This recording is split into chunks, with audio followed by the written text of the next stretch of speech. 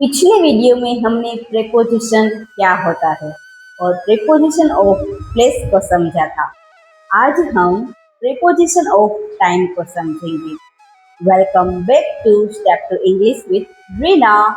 और अगर आपने पिछली वीडियो नहीं देखी तो जाकर देख लीजिएगा, क्योंकि मैंने पार्ट ऑफ स्पीच की पूरी प्लेलिस्ट बना के रख दी है।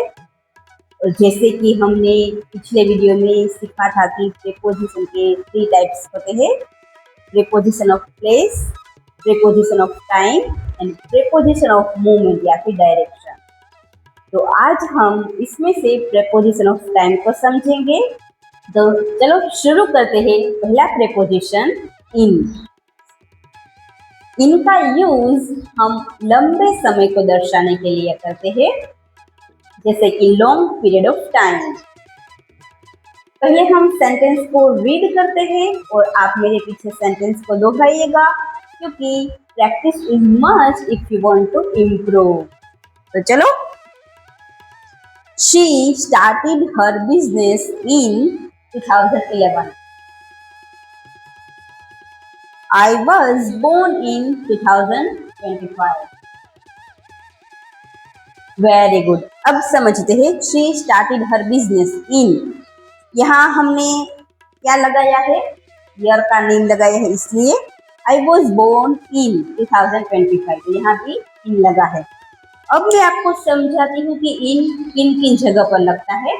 आप देखिए कि इनका यूज हम क्या करते हैं?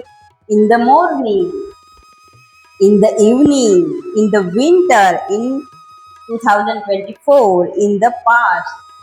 तो इनका यूज हम इवनिंग, मॉर्निंग के लिए करते हैं, पास्ट, फ्यूचर, प्रेजेंट के लिए करते हैं, विंटर यानी कि सीजन के लिए भी करते हैं। तो याद रखिए, ईयर, मंथ, सीजन जो लॉन्ग पीरियड ऑफ टाइम होता है उसके लिए हम किसका यूज करते हैं? इनका। अब आगे समझते हैं। तो दूसरा है ऑन। ऑन का यूज हम डेज और डेट्स के लिए करते हैं। पहले सेंटेंस को मेरे पीछे दोहराइएगा, उसके बाद हम समझते हैं।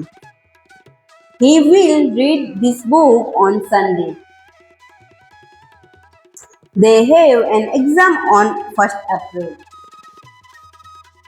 Very good. So यहाँ देखिए, he will read this book on Sunday। यहाँ on है किसके लिए यूज हुआ है? Sunday यानी कि डे के नेम के लिए यूज हुआ है। They have an exam on 1st April। Date के लिए हुआ है यहाँ ऑन 1st April को, यानी कि डेट के लिए हुआ है। तो उसके यूजेस बताती हूँ। तो देखिए, on Monday, on 23 January, on Holi, on her birthday. तो ऑन का यूज डे और डेट के लिए होता है। आगे समझते हैं। एट का यूज हम एग्जैक्ट टाइम को दर्शाने के लिए करते हैं। पहले सेंटेंस बताती हूँ, आप मेरे पीछे दोहराइए, उसके बाद समझाती हूँ। School will start at 11 o'clock। She met me at noon. Very good. अब समझते हैं। स्कूल विल स्टार्ट एट यहाँ यूज हुआ है क्योंकि हमने यहाँ एग्जैक्ट टाइम बताया है। कितने बजे? 11 o'clock।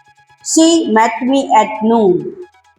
नून भी एग्जैक्ट टाइम है, इसलिए हमने नून के लिए एट का यूज किया है। तो उसके अदर एग्जाम्पल बताती हूँ। देखिए, at 6 o'clock, at dinner time, at midnight, at 9।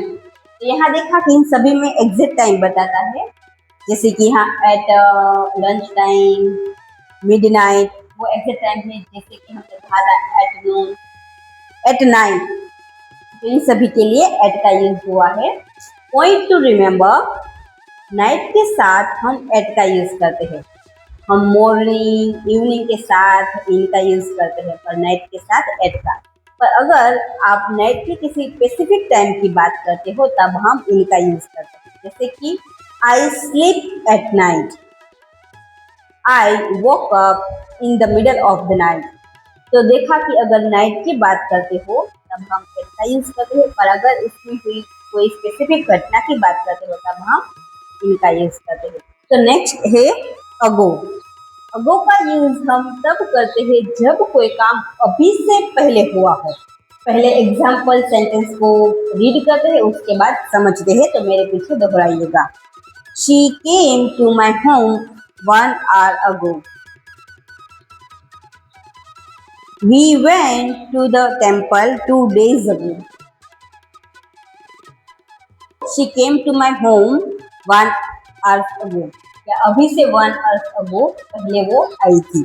We went to the temple 2 days ago. अभी से 2 दिन पहले।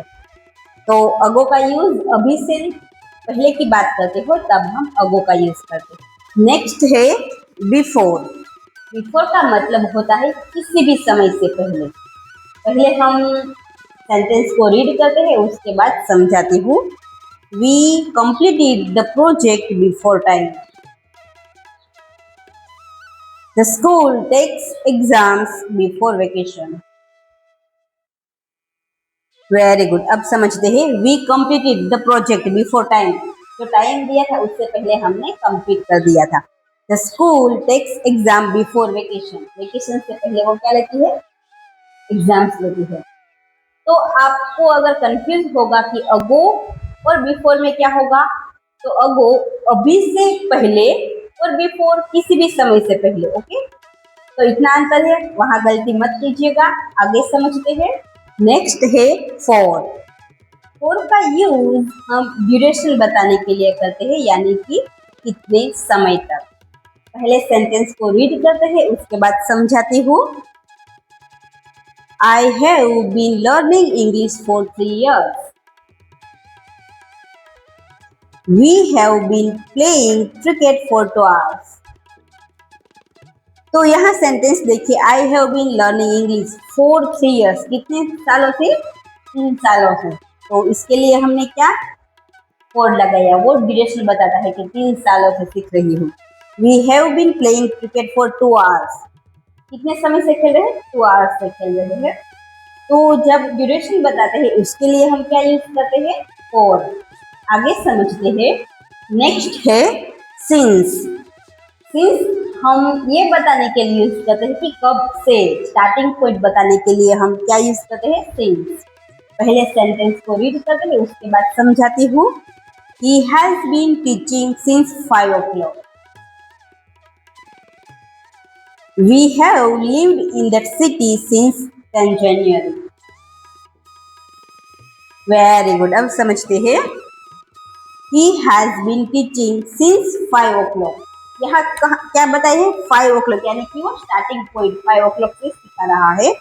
तो स्टार्टिंग पॉइंट बताया है, इसलिए सिंस का यूज हुआ है। We have lived in that city since 10th January. 10 क्या बताया है? वो स्टार्टिंग पॉइंट बताया है। तो याद रखिएगा, जब हम ड्यूरेशन की बात करते हैं तब हम फॉर का यूज करते हैं, और जब स्टार्टिंग पॉइंट की बात करते हैं तब हम सिंस का यूज करते हैं।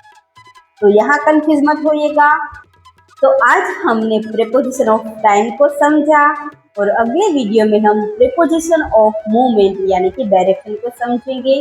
और अगर आज का लेसन आपके लिए यूजफुल रहा हो तो चैनल को लाइक, शेयर एंड सब्सक्राइब करना ना भूलें, और don't miss the next part.